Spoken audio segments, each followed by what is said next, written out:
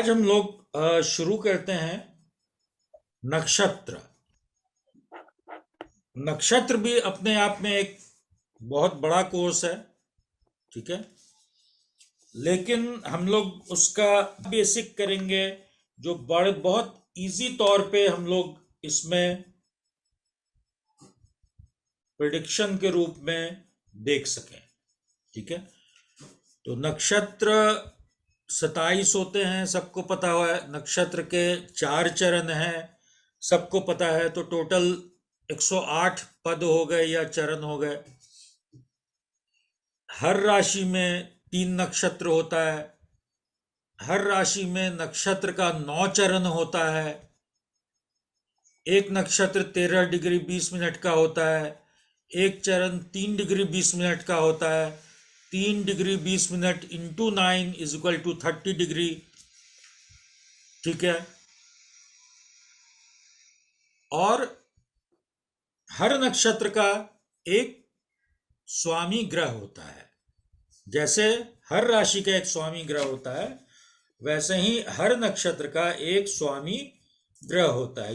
ये मैंने पीपीटी एक है, इसको आप लोग देख सकते हैं। मैं वही बातें हैं जो मैंने बताई अभी। जोडियक राउंड जो होता है 360 डिग्री, टोटल नक्षत्र 27, एक नक्षत्र 13 डिग्री 20 मिनट, आगे वही सब बातें हैं। अब नक्षत्रों के 3 पाए होते हैं। 9 नक्षत्र के 3 डिविजन्स होते हैं, जिसको हम पाया बोल सकते हैं या ट्राइड्स बोलते हैं इंग्लिश में। एक ट्राइड में 4 राशियां होती हैं। पहला जो 9 नक्षत्र 4 राशि होती है, उसमें टोटल 9 नक्षत्र आ जाते हैं। गंडांत नक्षत्र पता है, हम लोग थोड़ा सा एक बार रिवाइज कर लेंगे यहां से। ये 9 नक्षत्र हुए, मतलब 1 पाया, 2 पाया, तीसरा पाया। 1 से 9, 10 से 18, 19 से 27। पहली लाइन का मालिक केतु हुआ, उसके बाद वीनस हुआ, उसके बाद सन हुआ, मून हुआ। मून का मतलब रोहिणी, हस्त, श्रवण।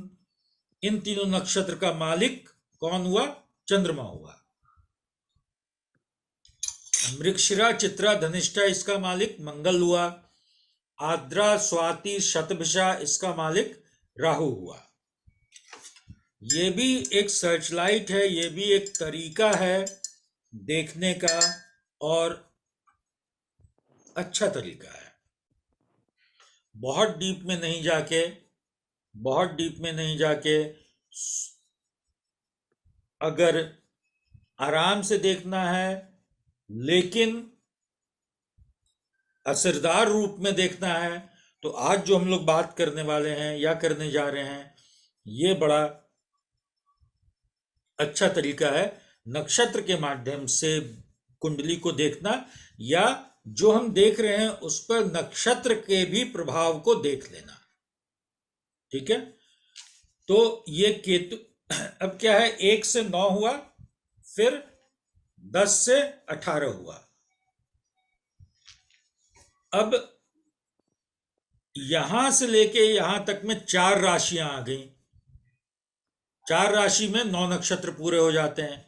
फिर 4 राशि, फिर 4 राशि, तो 12 राशि हो गई। अब पहली राशि किस तत्व की है? अग्नि तत्व की है। चौथी राशि किसकी होती है? जल तत्व की। फिर 5वीं राशि अग्नि तत्व की, 8वीं जल तत्व की। तो एक तो यहां ट्रांजिशन हो रहा है, जल से अग्नि, जल से अग्नि, और जल से फिर यहां शुरू हो जाएगा अग्नि, रेवती, अश्विनी।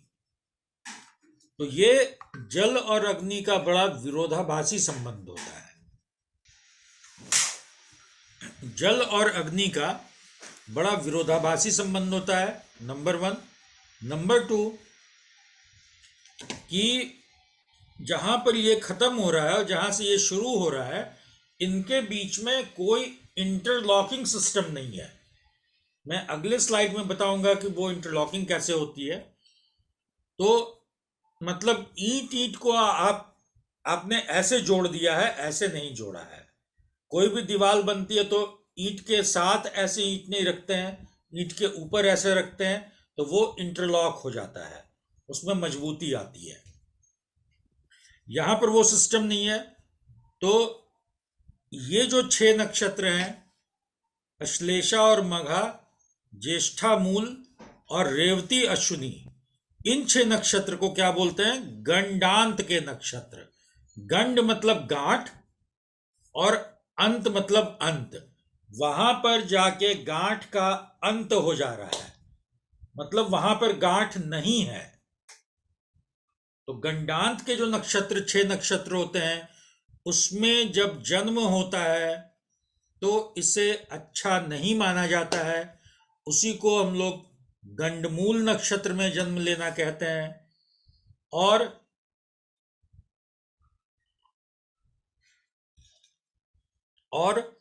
जिस भी जातक का गंडमूल नक्षत्र में जन्म होता है, उसको उसकी छठी नहीं की जाती हम लोगों के यहाँ। उसका एक दूसरा तरीका होता है जिसको सतैसा बोलते हैं, 27 दिन बाद मूल शांति भी बोलते हैं, वो कराया जाता है।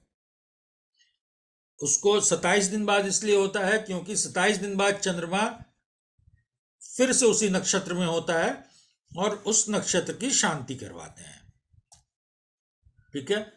अब जैसे हम लोग इस चार्ट में देखेंगे कि मेष में अश्विनी के चारों पद आ गए, भरनी के पद आ गए चारों, और कृतिका का एक पद आया, ये टोटल 9 पद हो गया। वृष में कृतिका के 3 पद हो गए, रोहिणी का 4 पद हो गया, मृगशिरा का 2 पद हो गया। मृगशिरा का 2 पद कहां चला गया? मिथुन में। तो देख रहे हैं कि यहां पर क्या है, कृतिका, इन दोनों राशि के बीच कृतिका एक कड़ी है, कड़ी का काम कर रहा है। ठीक है। यहां पर मृगशिरा एक कड़ी का काम कर रहा है वृष और मिथुन के बीच में। यहां पर पुनर्वसु का 3 पद आया और कर्क में पुनर्वसु का 1 पद आया, तो यहां पर पुनर्वसु एक कड़ी का काम कर रहा है, लेकिन कर्क का जो एंड हुआ वहां पर नौवें नक्षत्र का एंड हुआ और वहां पर अश्लेषा के 4 पद आ गए। अब फिर यहां से नए सिरे से शुरू हो रहा है। फिर सिंह राशि से नए सिरे से शुरू हो रहा है। ठीक है। तो यहां पर कोई इंटरलॉकिंग नहीं है। जब आप यहां से यहां जा रहे हैं, जब आप कर्क से सिंह में जा रहे हैं, या जब आप अश्लेषा से मघा में जा रहे हैं, उसी तरह ज्येष्ठा से जब आप मूल में जा रहे हैं तो कोई इंटरलॉकिंग नहीं है। उसी तरह रेवती से जब आप अश्विनी में जा रहे हैं तो कोई इंटरलॉकिंग नहीं है। तो ये 6 नक्षत्र गंडांत के नक्षत्र कहे जाते हैं। ठीक है। यहां तक क्लियर है सबको? दशाएं कैसे शुरू होती हैं, कोई बताएं? हम लोगों ने चर्चा की थी इस पे। तो अकॉर्डिंग टू नक्षत्र भी देखा, जैसे हमने जिस नक्षत्र में पर्सन पैदा होता है उसके कौन से चरण में, या नक्षत्र में पर्सन के पैदा होने का मतलब, जैसे कोई अभी जैसे आपने मूल दिखाया था, मूला नक्षत्र, उसका जो आ रहा था sign, that is Ketu. Ketu. तो उसका जो स्टार्टिंग होगा वो केतु से होगा। ठीक है। एंड लेकिन हम कैसे समझेंगे कि ये व्यक्ति मूल नक्षत्र में पैदा हुआ है? सर उसका भी आपने बताया था, वो पर्टिकुलर बताना नहीं आ रहा मेरे को, उसका भी था। चंद्रमा जिस नक्षत्र में होगा, हाँ चंद्रमा, मतलब उसका जन्म नक्षत्र जो होगा, चंद्रमा कुंडली में जिस नक्षत्र में होगा, मतलब उसका जन्म नक्षत्र जो होगा, वही उसी नक्षत्र के स्वामी की दशा जीवन में पहली दशा होगी। बट उस दिन आपने डायग्राम बना के दिखाया था ना, तो मेरे को पर्टिकुलर डायग्राम ठीक है। था ना। और जो दशा जीवन में मिलेगी वही जीवन की दिशा को तय करती है। जैसे मैं एक बच्चे को जानता हूं, छोटा सा बच्चा 13-14 साल का है, मिथुन लगन है, उसको जब पैदा हुआ तो उसको बुध की दशा मिली, लग्नेश की दशा मिली। लग्नेश की दशा सबसे अच्छी दशा मानी जाती है एक जेनरिक सेंस में। यूजुअली करीब 1-1.25 साल वो दशा रही, फिर खत्म हो गई। बुध के बाद फिर केतु की दशा आ गई। लेकिन शायद अब एक तरफ हम कह सकते हैं कि भाई बचपन में लग्नेश की दशा का मतलब क्या हुआ। बचपन में लग्नेश की दशा का कोई मतलब नहीं है भाई। अगर वैसे समय आए जब आदमी की पढ़ाई कंप्लीट हो रहा हो, करियर बनने वाला हो, तो बड़ा फायदेमंद होगा। लेकिन शायद अगर उसको कोई दूसरी खराब दशा मिलती तो वो बालक का बचना मुश्किल था। वो लग्नेश की ही दशा थी, उसकी तबीयत इतनी खराब थी, वो लग्नेश की ही दशा थी जिसमें इतनी शक्ति थी कि वो उसने उस बच्चे को उस मरणासन्न अवस्था से निकाल लिया। तो जो दशा मिलती है उसी से आपके जीवन की दिशा तय होती है, पहला चीज। दूसरी बात कि दशा किसकी मिलेगी, किसी ग्रह की मिलेगी।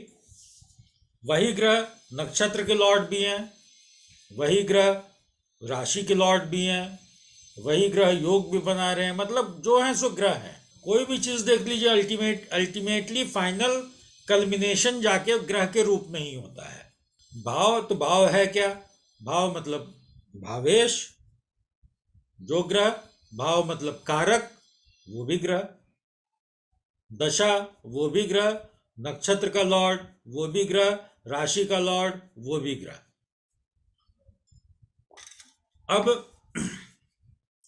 अब होता क्या है कि इसलिए नक्षत्र चूंकि जीवन में दशा को निर्धारित कर रहे हैं, इसलिए वो जीवन की दिशा को भी निर्धारित कर रहे हैं।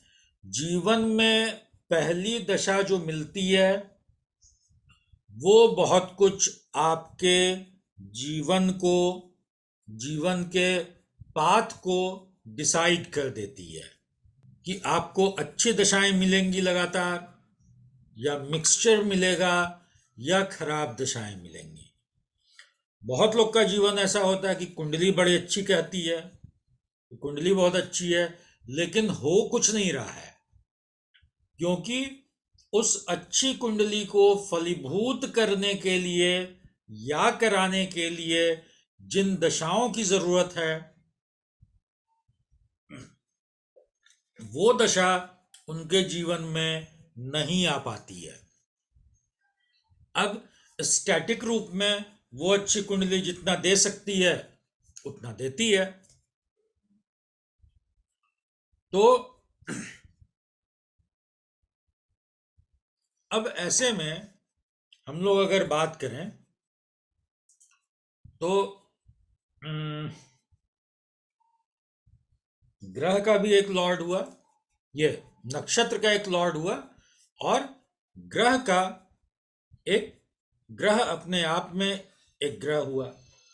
तो ग्रह जिस नक्षत्र में बैठा है उस नक्षत्र का स्वामी और ग्रह के बीच, उस नक्षत्र के स्वामी और ग्रह के बीच अगर मित्रता होगी तो ग्रह अच्छा फल देगा। उस ग्रह के स्वामी, उस नक्षत्र के स्वामी और ग्रह के बीच चूंकि दशा जो चल रही है वही मेन डायनामिज्म है कुंडली का, और दशा किसकी चलती है? ग्रह की चलती है। तो ग्रह का स्वामी, ग्रह अगर नक्षत्र के स्वामी का मित्र होगा तो वो ग्रह अपने आप को अच्छे तरीके से अभिव्यक्त करेगा। ये तो एक बात हुई।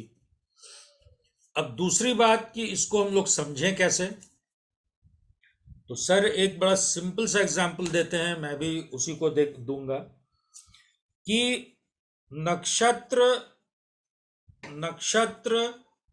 एक नक्षत्र को एक गाड़ी मान लीजिए, और ग्रह कहां बैठते हैं? किसी नक्षत्र में बैठते हैं। तो ग्रह को ड्राइवर मान लीजिए, नक्षत्र को गाड़ी मान लिए और ग्रह को ड्राइवर मान लिया।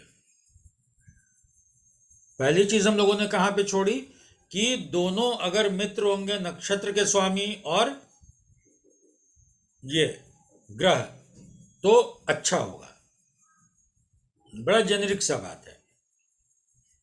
अब नक्षत्र क्या हुआ? गाड़ी हो गई और ये ड्राइवर हो गया। अब मान लीजिए नॉर्मली अगर हम यहाँ गाजियाबाद से आगरा तक की यात्रा करें तो 5 घंटे लगते हैं, नॉर्मल गाड़ी से नॉर्मल स्पीड में। ठीक है, मैं जो जाऊंगा तो मैं अपनी गाड़ी से जाऊंगा, क्योंकि मैं अपनी गाड़ी को जानता हूं,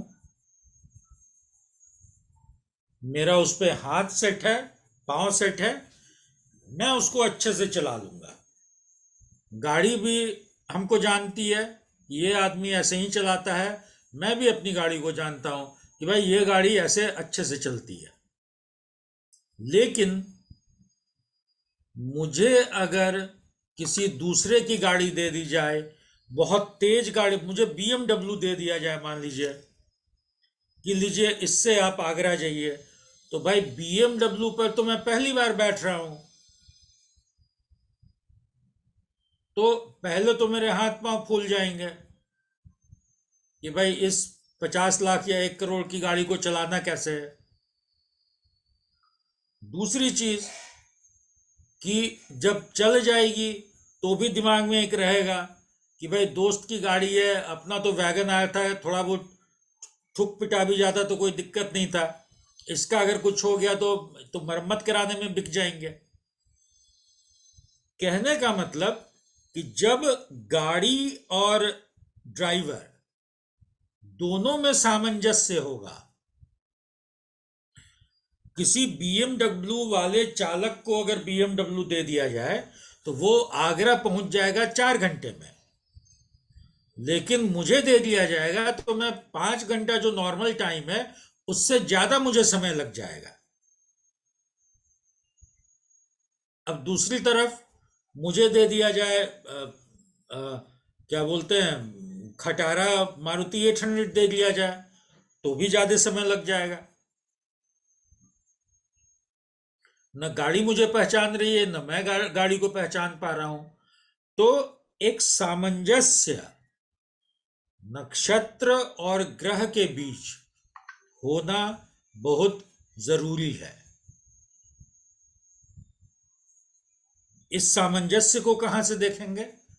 इस सामंजस्य को देखेंगे ग्रहों की मित्रता से। अब मान लीजिए चंद्रमा को मिल गई शनि की गाड़ी, तो ड्राइवर तो बड़ा तेज चलने वाला है, ड्राइवर है BMW के स्पीड से चलने वाला, और गाड़ी उसको मिल गई है स्कूटी के स्पीड से चलने वाली, जो आराम आराम से चलेगी। नंबर 1, दोनों के स्वभाव में भिन्नता है, दोनों में पहले से ही मित्रता नहीं है,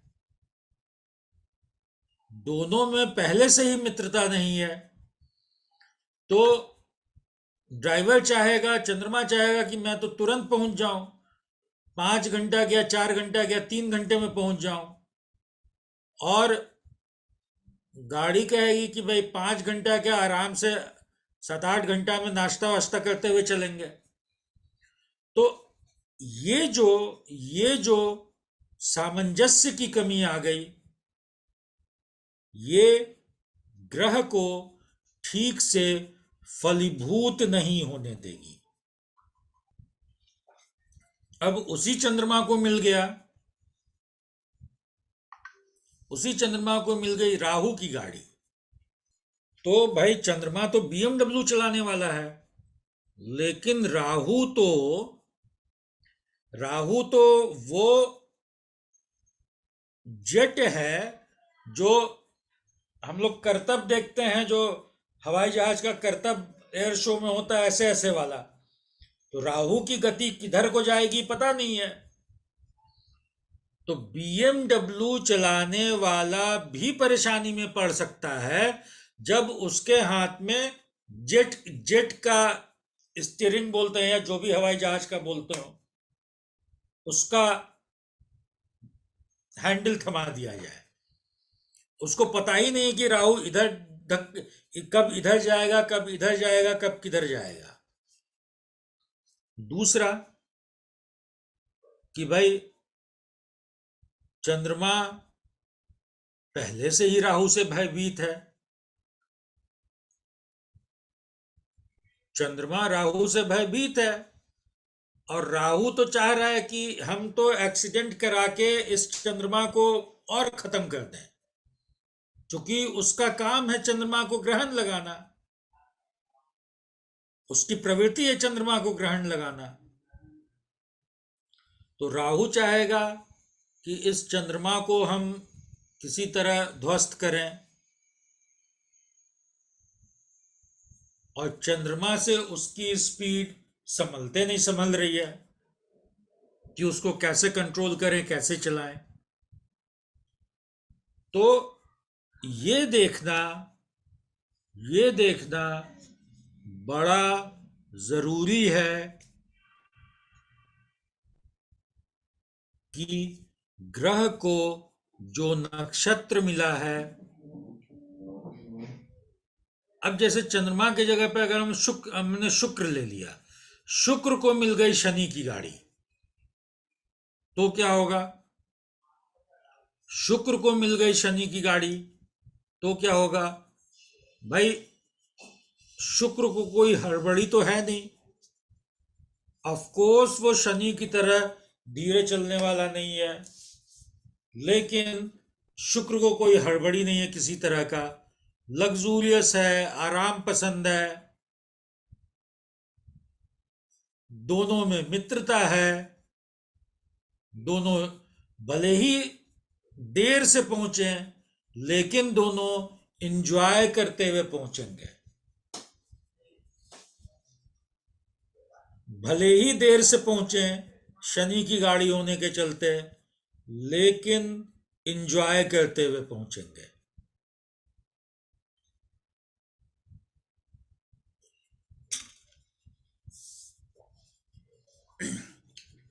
इसी तरह गुरु को मिल गई, मान लीजिए राहु की गाड़ी, मतलब गुरु राहु के नक्षत्र में बैठ गए, तो क्या हुआ? यहां भी भाई गुरु चांडाल वाला जो कहानी हम लोग पढ़ते हैं, भाई गुरु चाहेंगे कि हम मंदिर में रुकते हुए जाएं, थोड़ा पूजा पाठ करते हुए जाएं, थोड़ा अपना आराम से बैठ के भजन कीर्तन करते हुए जाएं। राहु को इससे मतलब नहीं है। मतलब नक्षत्र के लॉर्ड और जो ग्रह उस नक्षत्र में बैठे हैं, उन दोनों के बीच का संबंध क्या है, उन दोनों का नेचर क्या है, और दोनों के नेचर के बीच में तारतम्य बन रहा है या नहीं बन रहा है, दोनों के नेचर के बीच में तारतम्य बन रहा है या नहीं बन रहा है, ये देखना बड़ा जरूरी है। इसमें ग्रहों के नक्षत्र के साथ साथ जन्म नक्षत्र तो हम देखते ही हैं, जहां चंद्रमा बैठा हुआ है या जिस नक्षत्र में चंद्रमा है वो तो बड़ा इंपॉर्टेंट है ही है। लगन नक्षत्र भी बड़ा इंपॉर्टेंट है, क्योंकि लगन नक्षत्र आपकी पर्सनालिटी पे, आपके व्यक्तित्व पे बहुत ज्यादा असर डालता है। लगन नक्षत्र आपकी पर्सनालिटी पे, आपके व्यक्तित्व पे, आपके सोचने के तरीके पे, समझने के तरीके पे बहुत ज्यादा असर डालता है। अगर लगन नक्षत्र भी गंडमूल का होता है, अगर लगन नक्षत्र भी गंडांत का होता है, तो मेरे अपने अनुभव से और मेरे विचार से उसकी भी मूल शांति करवानी चाहिए, उसका भी मूल शांति करवाना चाहिए। तो नक्षत्र को देखने की एक तो ये कहानी हो गई। अब दूसरी कहानी है कि ग्रह नक्षत्र के किस पद में बैठे हैं। एक मिनट सर, आप म्यूट हैं सर। तो नक्षत्र के 4 चरण होते हैं। पहला धर्म, दूसरा अर्थ, तीसरा काम, चौथा मोक्ष। तो जो ग्रह नक्षत्र के जिस चरण में बैठेगा उसकी प्रवृत्ति वैसी ही होगी। धर्म का मतलब जिम्मेदारी, कर्तव्य, ड्यूटी निभाना, दूसरों के प्रति निष्ठावान होना, दूसरों का पालन करना, ये सब सारा धर्म के अंदर आता है। अगर फॉर एन एग्जाम्पल, अगर पंचमेश धर्म पद में बैठा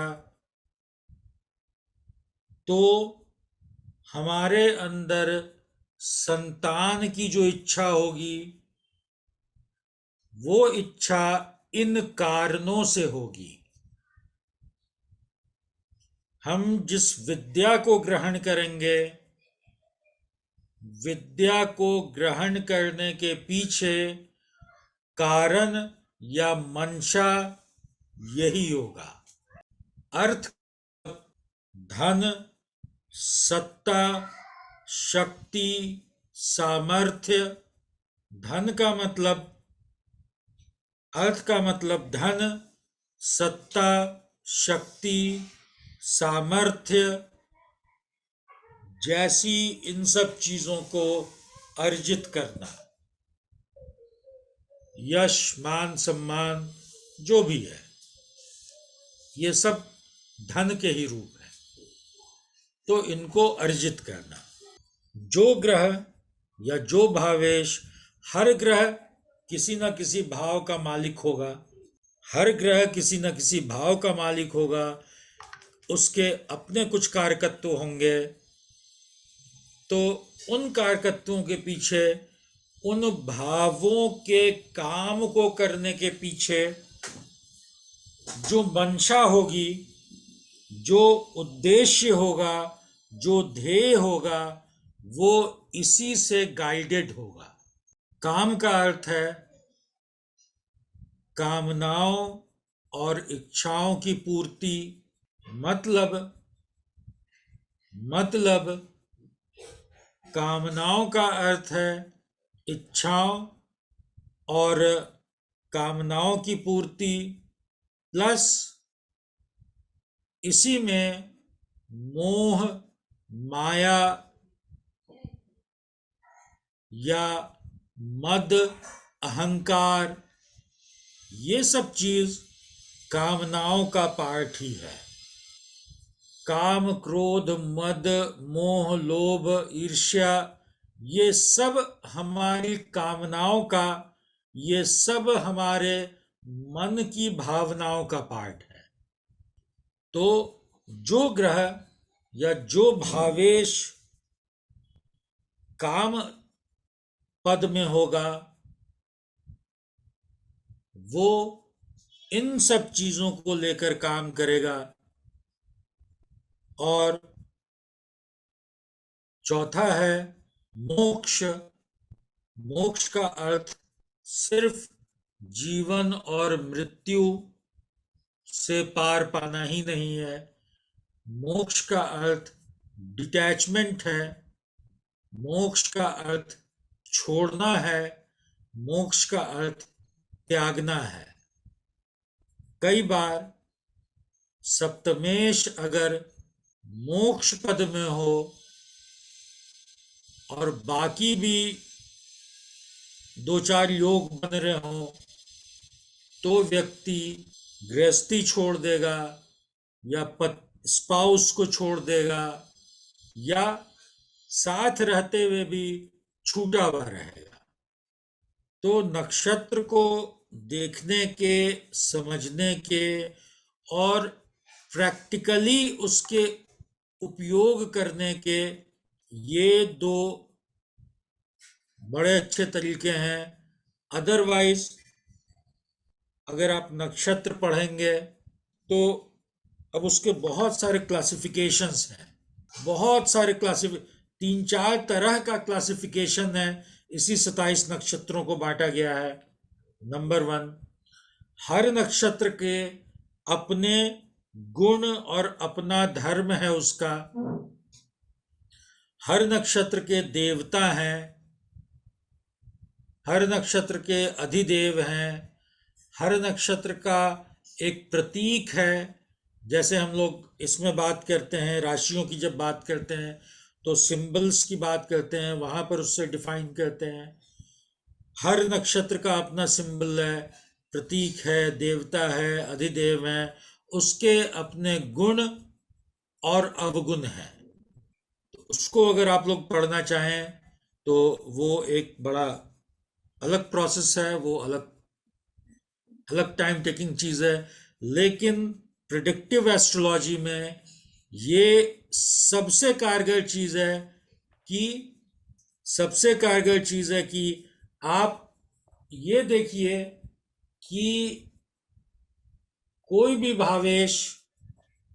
भावेश अगर जिस नक्षत्र में बैठा है उसके साथ उसका रिलेशन क्या है और कैसा बन रहा है, उसके साथ उसका रिलेशन क्या है और कैसा बन रहा है।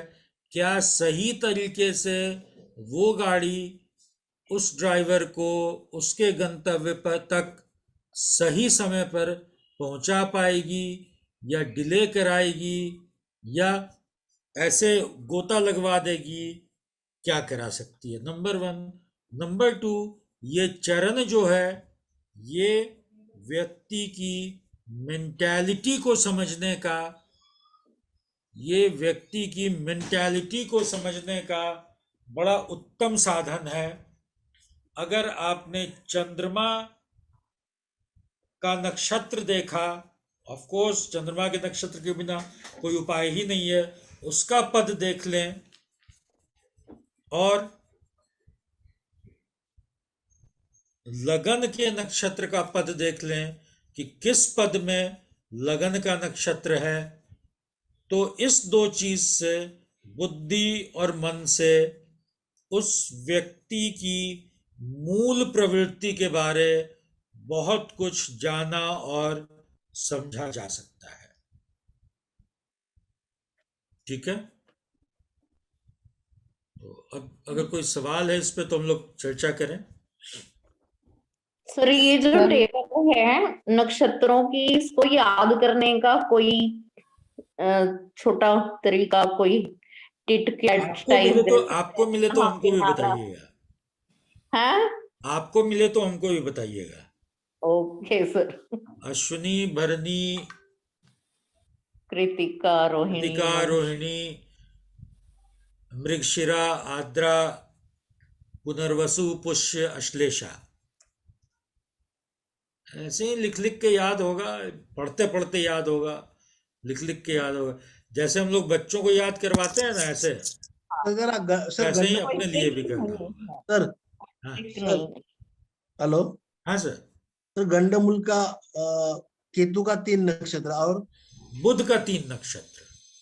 ओके ओके मैं ये आप लोगों को एक बार दिखा देता हूँ और मैं शेयर भी कर दूंगा। हाँ आज सुबह ही मैंने ये पीपीटी बनाया है आप लोगों के लिए। बहुत बढ़िया एक्सप्लेन किया सर आपने। ठीक है, ये भी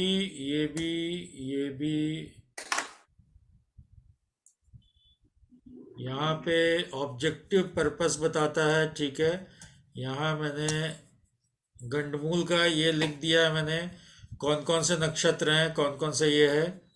केतु और बुध के नक्षत्र डिटेल आपको मिल जाएगा। कुछ छूटा रहेगा बोलिएगा तो मैं बता दूंगा, दे दूंगा।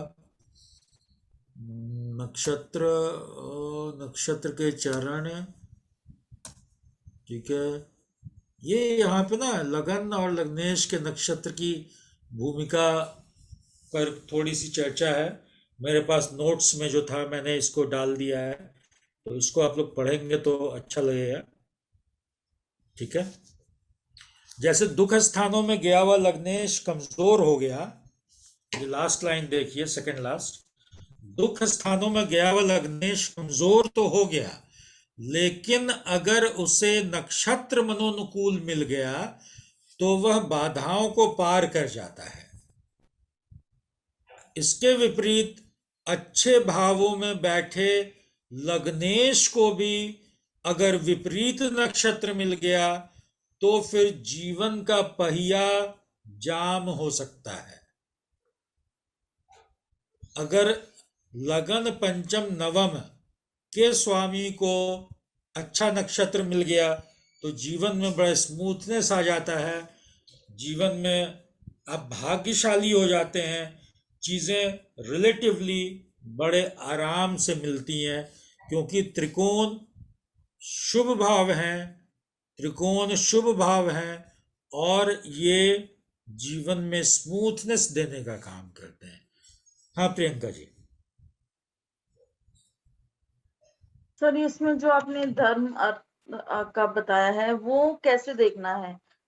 उसके पद के अकॉर्डिंग या वन पद पद पद पद पद मतलब उस नक्षत्र में 3 डिग्री 20 मिनट तक है, 0 से 3:20 तो धर्म हो गया, 3:20 से 6:40 तो अर्थ हो गया, 6:40 से 10 तो काम हो गया, और 10 से 13:20 तो मोक्ष हो गया। उसके बाद 13:20 के बाद तो फिर दूसरा नक्षत्र शुरू हो जाएगा। तो वो कैसे, मतलब D1 से हम कैसे देखेंगे उसको? वो तो उसका पूरा चार्ट दूसरा खोलना नहीं पड़ेगा। नहीं नहीं, देखिए अब मान लीजिए मेष में, जैसे मैं बताता हूं, अब किसी का चंद्रमा मेष राशि में है। ठीक है, अब मेष राशि में 3 नक्षत्र हैं, अश्विनी के चारों पद हो गए, 0 से 13:20 तक अश्विनी हो गया, 13:20 से 26:40 तक भरनी हो गया, और 26:40 से 30 तक कृतिका हो गया। तो कृतिका का एक पद होगा। अच्छा, अब किसी का चंद्रमा मान लीजिए, मैंने कहा कि अश्विनी नक्षत्र में है, राशि मेष है, लेकिन किसी का चंद्रमा अश्विनी नक्षत्र में है, तो उसको जीवन में पहली दशा क्या मिली? केतु की मिली। राशि मेष नक्षत्र ही है, लेकिन उसका चंद्रमा 13-20 से 26-40 के बीच में है, मतलब भरणी नक्षत्र में पड़ा, तो उसको पहली दशा क्या मिली? शुक्र की मिली। ठीक है।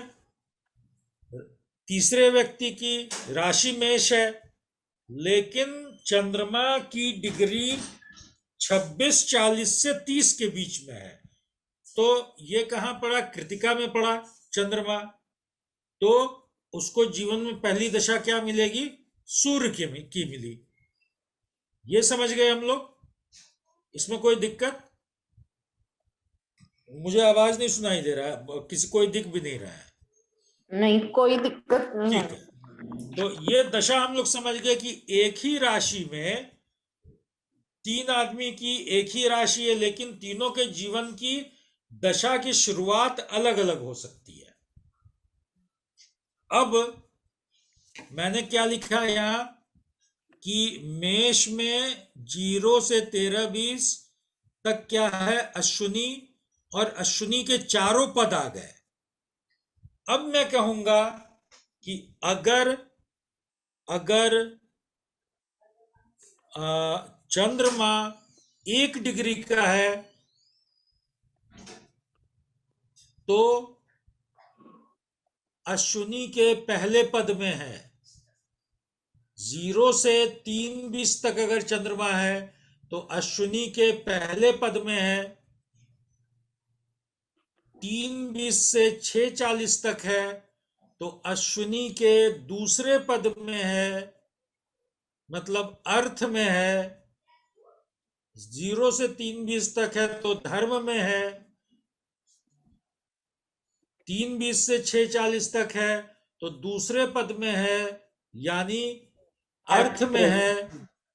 6-40 से 10 डिग्री तक का अगर चंद्रमा है तो अश्विनी के तीसरे पद में है या काम में है। और 10 से 13-20 तक का अगर चंद्रमा है तो अश्विनी के चौथे पद में है और या मोक्ष में है। अब 13-20 से जैसे ही आगे बढ़ा वो चला गया कहां पर? भरणी में। अब भरणी में भी ये 13 डिग्री 20 मिनट का डिफरेंस है पूरा भरणी। 26-40 माइनस 13-20 करेंगे तो 13 डिग्री 20 मिनट आएगा। ठीक है, तो अब 13-20 में हमने क्या जोड़ा? फिर 3-20 जोड़ा तो 16-40। 13-20 से 16-40 तक का अगर चंद्रमा है तो भरणी के पहले पद में है। 16-40 से 16-40 से 20 डिग्री तक का अगर चंद्रमा है तो भरणी के दूसरे पद में है। 20 डिग्री से 23-20 तक का है तो भरणी के तीसरे पद में है। और 23-20 से 26-40 तक का है तो भरणी के चौथे पद में है। अब यहां पर आकर 26-40 पर आकर भरणी के भी चारों पद खत्म हो गए। अब 26-40 से अगर 30 डिग्री का है तो कृतिका में है और कृतिका के पहले पद में है। तो just by having a glimpse on the degree of moon, मतलब सिर्फ चंद्रमा के डिग्री को देख के हम लोग ये डिसाइड कर लेंगे कि किस नक्षत्र में है और नक्षत्र के किस पद में है। जब आप इसको देखेंगे, इस चार्ट को ध्यान से 2-4 बार पढ़ेंगे तो ये चीजें धीरे धीरे क्लियर हो जाएंगी। ठीक है, और इसमें सिर्फ चंद्रमा की डिग्री को देखना और कुछ देखना ही नहीं है। हाँ मानसी जी। सर मैं पूछना चाह रही थी कि नक्षत्र आपने बोला कि एक ही लग्न होगा किसी का, पर नक्षत्र अलग हो जाए तो सर उसको वो बहुत अलग तरीके का व्यक्तित्व हो जाएगा सर। क्या क्या क्या?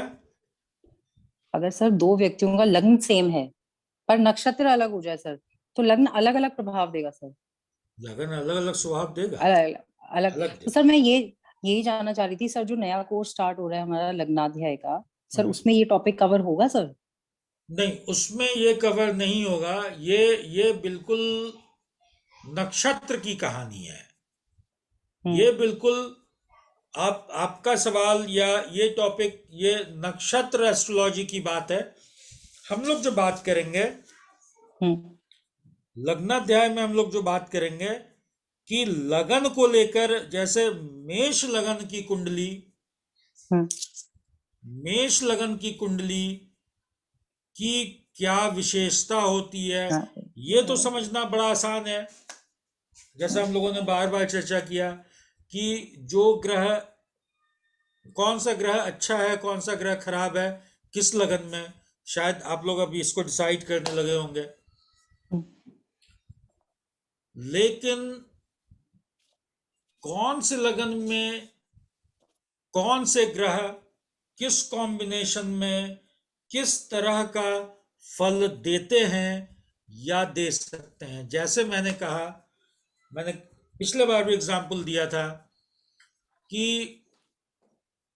मेष लगन में 9th और 10th लॉर्ड बहुत अच्छा फल नहीं देता है।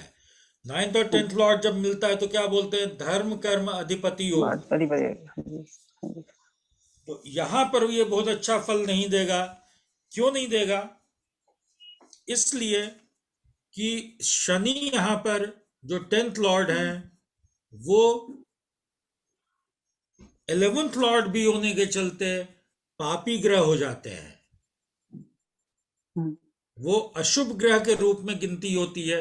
ऑफ कोर्स फल तो देगा ही, 9th और 10th लॉर्ड के मिलने की जो अपनी ब्यूटी है वो तो होगा ही। लेकिन अगर किसी भी योग में, बहुत सिंपल सा चीज है, किसी भी योग में अगर दो मित्र ग्रह आपस में मिलें तो उस योग की जो खूबसूरती निखर के सामने आएगी। वहां पे अगर दो शत्रु ग्रह मिलके योग बना रहे हो तो वो खूबसूरती नहीं देखने को मिलेगी। तो वैसे ही धर्म कर्म अधिपति योग में अगर एक ग्रह शुभ है और एक ग्रह अशुभ है, जो नैसर्गिक रूप से भी अशुभ है और फंक्शनली भी अशुभ हो जा रहा है, जो नैसर्गिक रूप से भी अशुभ है और फंक्शनली भी अशुभ हो जा रहा है, तो वो दोनों जब मिलेगा तो ये अच्छा फल नहीं देगा। इसी तरह लगन के बहुत सारे छोटे छोटे नुआंसेस बोल सकते हैं इसको, बहुत से छोटे और बड़े महत्वपूर्ण, जिनको हम लोग लॉजिकली एक बार समझने की कोशिश करेंगे। इसलिए कि शायद इस कोर्स में भी हम लोगों ने लॉजिक को हमेशा बेस बनाया, जिससे कि किसी चीज को रटने की जरूरत नहीं पड़े और उसके पीछे के लॉजिक और रीजनिंग को हम लोग समझ पाए।